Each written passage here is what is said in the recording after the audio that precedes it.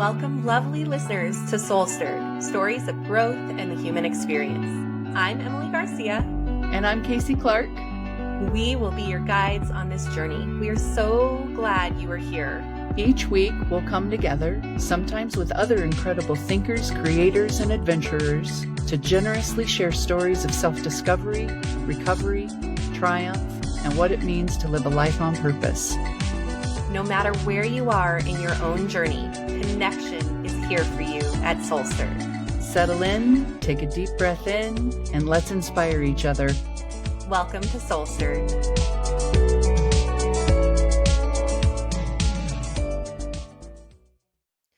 Welcome back, SoulStirred listeners. We are so glad you are here to join us today. Today is a really exciting day, universally speaking. On the date of this recording, April 8th, it is the day of the solar eclipse. And if you're alive and in America and tuned into any sort of radio or television today, there's no way you miss that today is the day of the solar eclipse.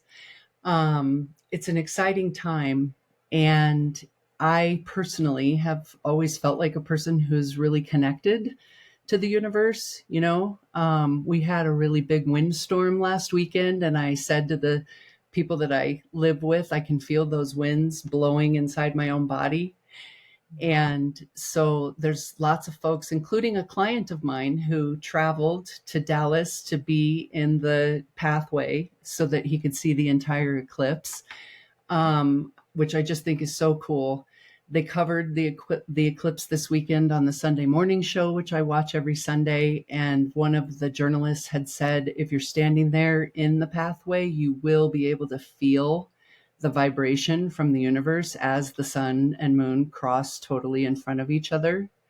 So the point here is that it's a big day, universally speaking, and it has a lot of spiritual and religious meaning.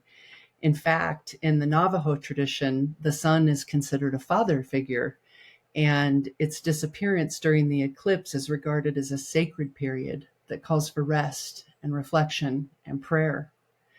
So it can be thought of as a really serious time, an ominous time, even a dangerous time, but it's also a time for renewal.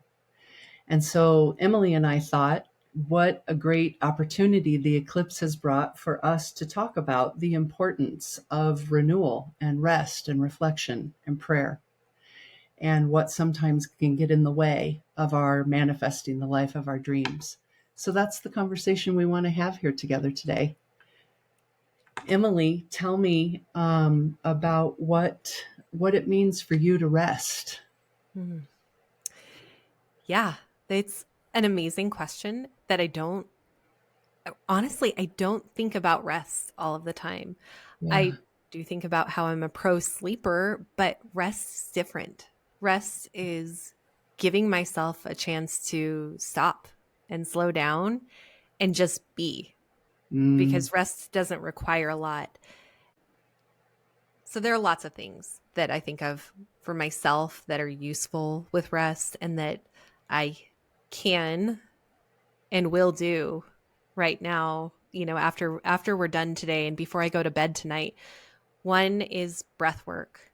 Mm-hmm. It's breath to calm my nervous system and just help me feel centered. Another is I am going to be intentional about taking a break from any technology for a while today, because having my phone in front of me or having the radio on in the car or having my computer on are all things that keep me thinking and not resting. Yeah. So they're very simple things, but really helpful. What is rest for you? Yeah, I love where you pointed the focus, that rest really means resting your mind and your body and your spirit and your breath. I can even feel my whole body sort of rest as I repeat those words to you. And it is so important that, you know, in life, so often we get busy in the doing, and there's more to do and to do and to do. And we forget that doing always needs to be leveraged with being. And I notice that even when I try to bring myself into a being space for the sake of my own restoration, I often have to battle through some noise in my head, first, that, the voices that want to tell me there's more things to get done and these things really need to be done, or you're being lazy. I want to just right now take this moment to dispel all of that noise and say these are lies we've been conditioned to tell ourselves. That truly rest and recovery is as essential, if not more, as activity and production, if you want to stay on purpose and connected in your life. And I think we can probably all notice the signals that our bodies throw, right? Like my body has its very own, like your engine light is on, seek service and maintenance now. To pay attention to those signals when we get too much into the doing and the productivity to the neglect of our own space for just being and breathing and feeling. Yeah, I too am guilty of being on the busy bus, and I like how it feels when I breathe into this word rest. That's And for awesome. me too, it means putting down the technology, shutting the top on the computer, moving far away from my phone, turn off the television. And my actual favorite way to rest includes movement. I like to walk and have no technological devices around me or with me, and just listen to the sound of the trees. Hear the crackling of the rocks underneath my hiking boots. Sometimes even the wind will blow in a way that you can listen when you're really tuned in.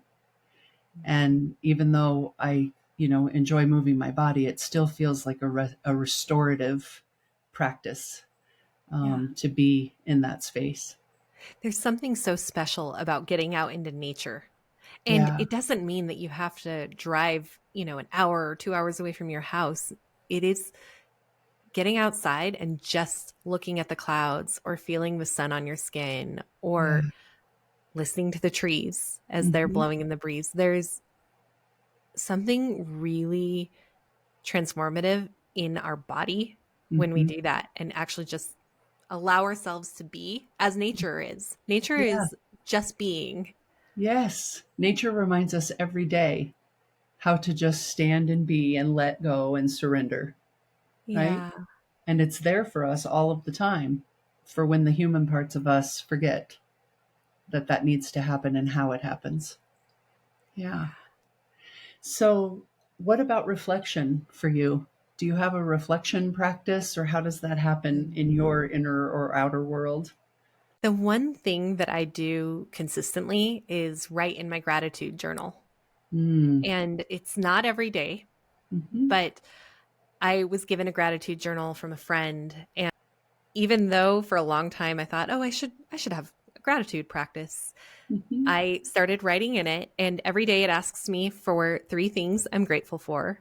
And then Hmm. throughout the week, it will ask me to reflect on something. So, what is something that brought you joy today? Oh, I Or love that. what is a memory that you have that feels really special? Or what is something you ate that when you think about it, you're really excited? And Hmm. so the combination of the gratitude and the reflection on what is going on, and then the last element is it asks me to write 4 affirmations Oh, each week. And so oh, each day I write my gratitude and I read my affirmations and say them out loud to myself. And it gives me time to feel it and reflect on how I feel in order to create what it is that I want. love that. I think I need one of those journals. Yeah, maybe I need I'm to not, get you one. I'm not doing any of those important, powerful questions. Actually, I do every day have a gratitude practice. In fact, when I wake up in the morning, before my feet even hit the floor, I say thank you. I'm grateful that I woke up this morning. I'm grateful that I'm able to breathe air into my lungs. I'm grateful that my legs are able to move and come off the bed and touch the floor with my feet. And it really does help.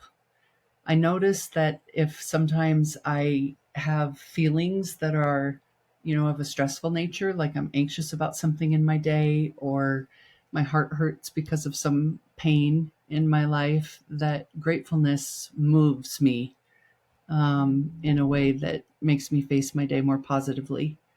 I So I love would call that. that reflection time. And I also hear how much I could expand reflection time with some of what you've got going on in that journal. I'd But love what to a good way remember. to start your day. Oh, yeah, yeah, Yeah. yeah. I find it's really important and really changes sort of the tenor of the whole day. Hmm. Um, because for me, I think it feels sort of impossible to be grateful and sad at the same time. Mhm. Yeah. Yeah, yeah, That's I've heard it said that you can't be in a space or in a feeling of gratitude and feel anxious at the same time. yeah. I've heard that too. I think that's true also. Yeah, Hmm. I think Yeah. so. Gratefulness is just one of those, can we call it an emotion? I believe that it is an emotion Yeah. that it moves other things. Like it sort of supersedes, you know, Yeah. everything else that I guess some of those feelings, anxiousness, sadness, depression, anger, um, could be described as largely ego driven.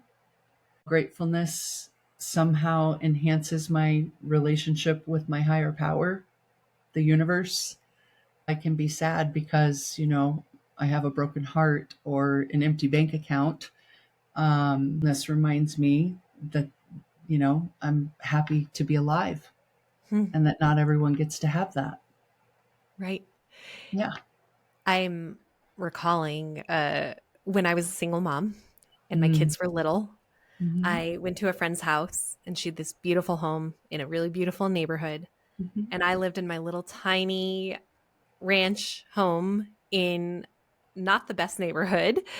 And I remember feeling envious Mm. and like, wow, it's so nice here. And also having this, like, I'll never have that kind of thought. Mm. And then a week later, I went to a different friend's house, same kind of thing. She had worked very hard and had a beautiful home and a really cool neighborhood and had the same thought. And I went home and I was reflecting on it and thinking, why? Where's this coming from? And it was coming from me wanting something.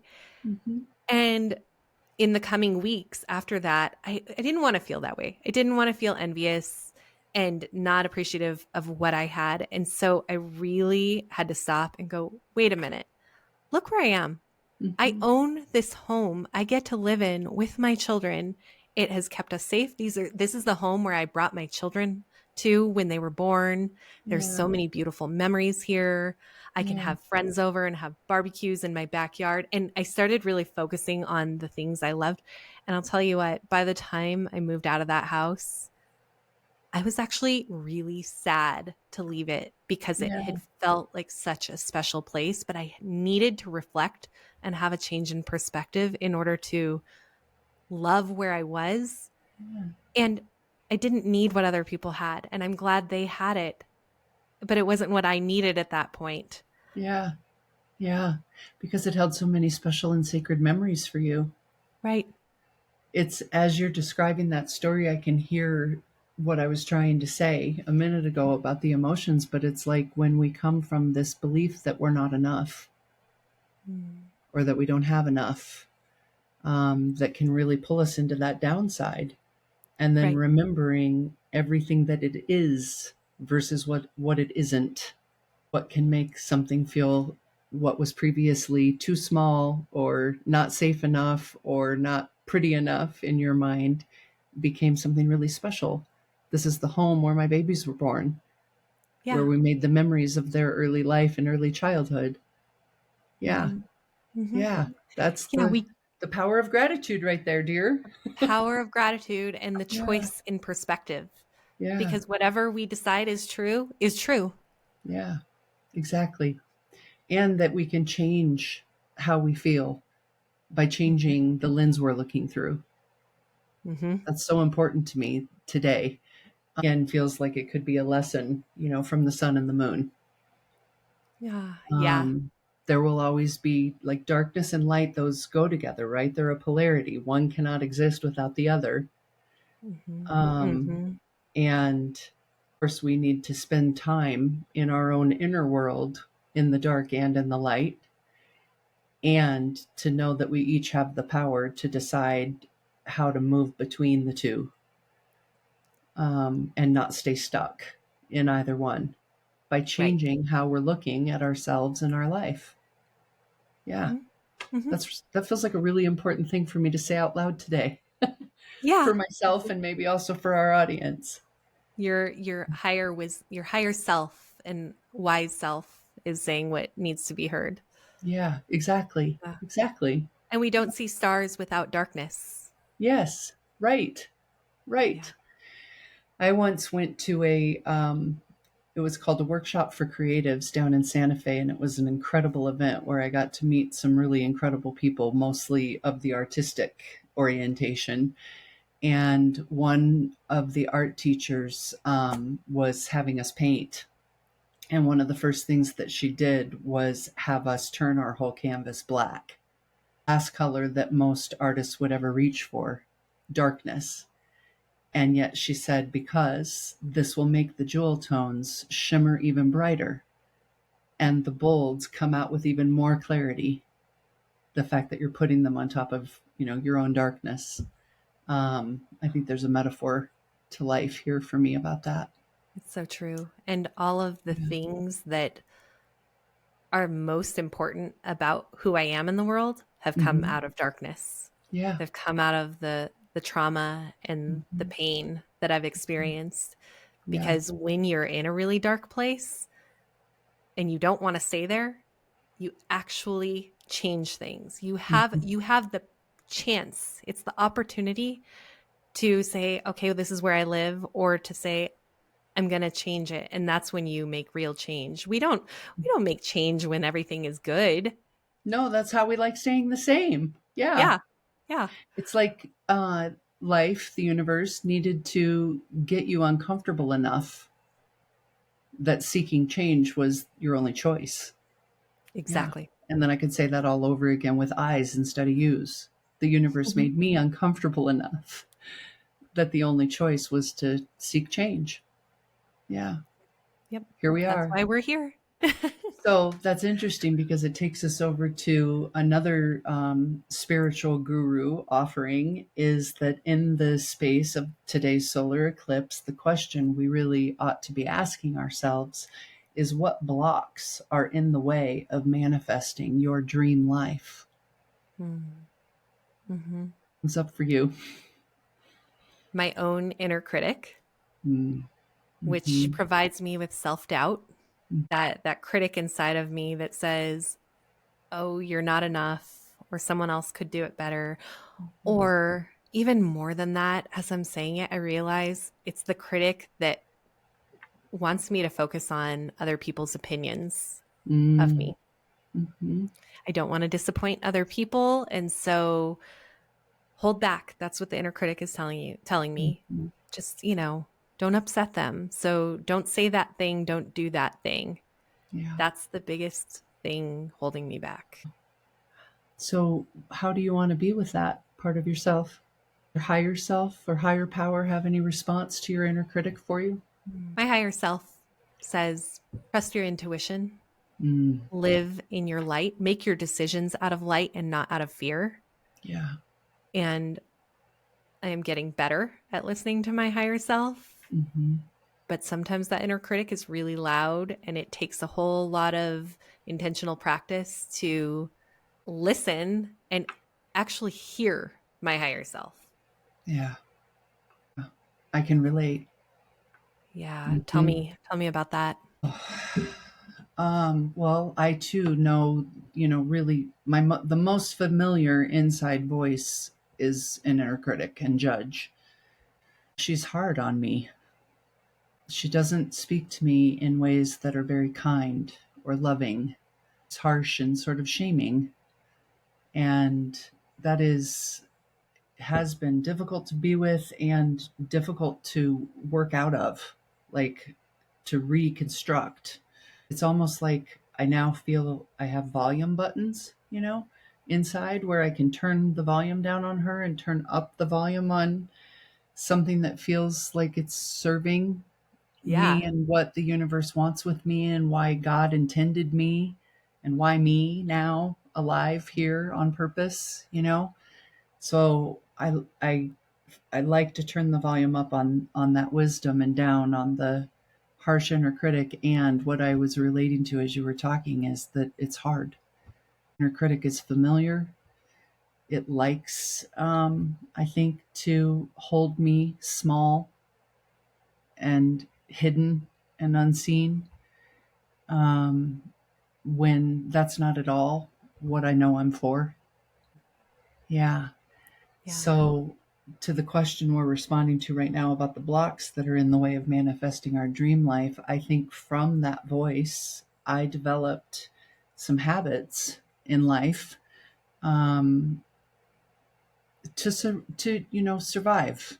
I think, but that I recognize now as I'm turning up the volume on the wisdom voice no longer serve me, Mm. and so I'm noticing. How to change the story on the inside in order to change the habit, which has been a really interesting thing. I'm talking about things like I abuse caffeine and nicotine and stimulants and Grey's Anatomy. Yeah. The things I do to like numb and hide and avoid my life. And I say my life, really what I'm probably talking about is to numb and hide and avoid my feelings. And as I've started to embrace and feel the truth of my feelings, I also am aware I no longer need those hiding and numbing agents. And so now it's really just about changing behavior.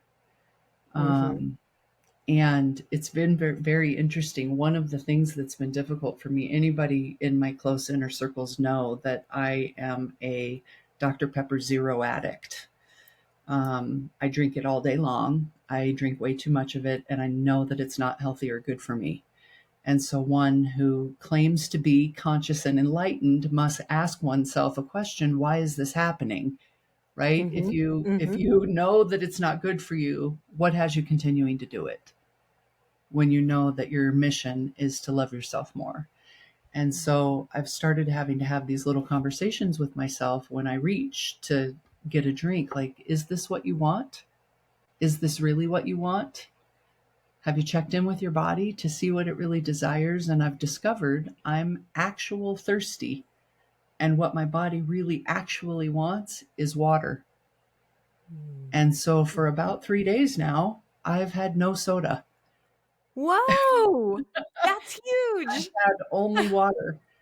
And it's been from this process. I have been telling myself a lie for years that I don't know how to change, that I can't live without this caffeine, that things that have kept me stuck.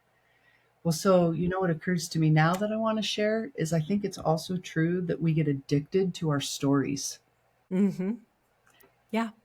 And so what's occurred to me is I am addicted to the stories that this small, unkind inner critic voice has for me. And to create change, I needed to turn down its volume and turn up the volume of my wise self that wants to say, how about we check in on what do you really want? What is the need you are trying to satisfy right now? And how do you Wow. want to go about getting that satisfied? And then to the body, right? The body that stores all of the intelligence for us. Mm-hmm. It Mm-hmm. remembers everything that's ever happened to us. And it's the relationship that for me, up until now, I have neglected the most. And now, by turning towards and listening to what my body is saying it desires, it turns out I'm reaching for things it actually needs and giving it to them.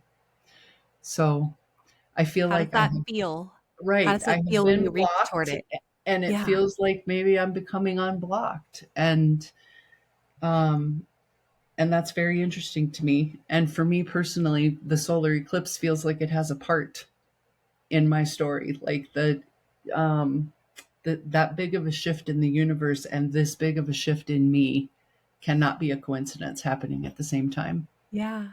Yeah. Yeah.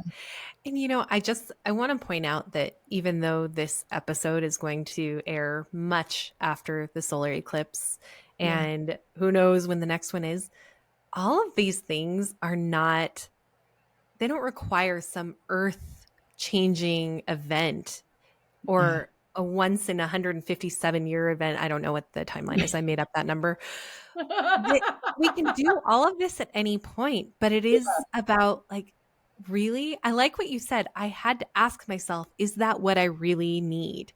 And we Hmm. can ask ourselves at any point, am I doing this because it's what I really need for me? Am I holding back because it's what I really need, or am I doing it because I'm worried about what other people are going to think? For you, am Right. I reaching for that Dr. Pepper, the zero Dr. Pepper, because it's what I really need? Or is it because I'm thirsty? Like, we Correct. get to stop and reflect and Yeah. ask. And it requires, we're kind of back to the beginning, right? About rest and reflection, because it Mm-hmm. requires a slowing down Right. to even become conscious enough of yourself and the voices inside your own head and the desire that might be coming from your body. We have to tune into those things to Yeah, listen to them before we can serve them, right? exactly. Yeah. But if we're always busy, busy, busy doing, there's no way you can hear. Yeah. There's no way for you to tune in and what's going on for me right now. And this is what I actually need, because we're not stopping to ask. So we're definitely not stopping to listen.